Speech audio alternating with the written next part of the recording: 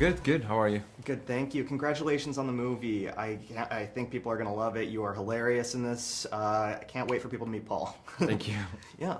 I wanted to ask, you have a very memorable kiss scene with Julia Roberts on a plane. It's funny as heck. People were laughing just in my screening. What was that like? Did you guys improvise that? Or did you, how did it feel to kiss Julia Roberts? We did improvise it. On script, it was just a tiny little kiss, and I was supposed to, then leave the scene. And we thought it would be fun to make it super cringe and to just rub faces. So that's what we did. I was honestly amazed that she would be this open to just try things and follow my instincts. And I think the result is pretty funny. It's a collaboration. I thought it was hilarious. It is super cringe, but there's something sweet about it too, which is kind of weird. But maybe that says more about me than True. I have to say, they don't make movies like this anymore, like these old school rom-coms with a lot of the blockbusters that get filmed these days. Rom-coms sort of just usually go to streaming. It's exciting to see this hit theaters. Do you think the rom-coms due for a comeback? Do you think Ticket to Paradise with George and Julia is going to be that lifting off point? I think I believe there's a comeback from rom-coms. There's a big separation that amplified between dark indie movies like about the truth of life and superhero movies, and this in between gap with rom-com is, I feel like, coming back because I think we had a rough couple of years and people just want to escape and be entertained, and I think it feels good in the end, It's about real people, about simple situations, but analyzed from a prism of perception that is light and operating out of love, and it feels good. It doesn't hurt that the stars are good looking too, right? I think it'll give people something to definitely enjoy on screen. We're talking about George, twice sexiest man alive.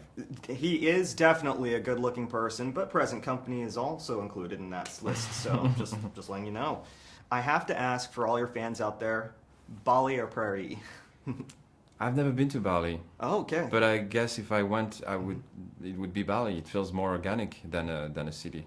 That's right. This filmed in Australia, right? Yes. So you had to feel like it was Bali. It really felt a lot like it really was there. So hopefully, maybe someday we'll.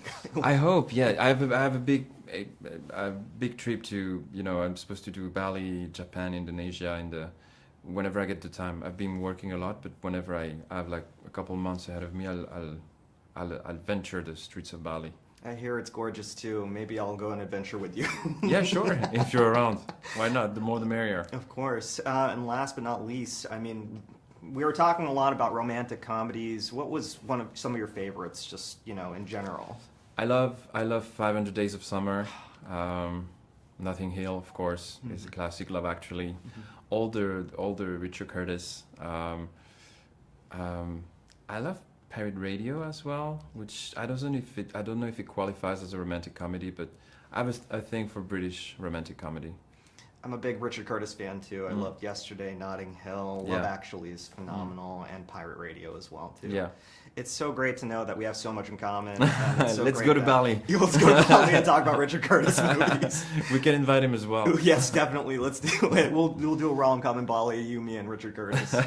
Thank you, Luca, for everything. This was a pleasure. The pleasure was all mine. Fanboys, professional artists, and professors. Maybe a nerd who's just like you, talking about the things that you like too. So I invite you to the NOC. In full color, you see me. The hard knock life. Comics, movies, and TV. Yeah. Pop culture with a different perspective. Watch it on your screen, hit play, so check this.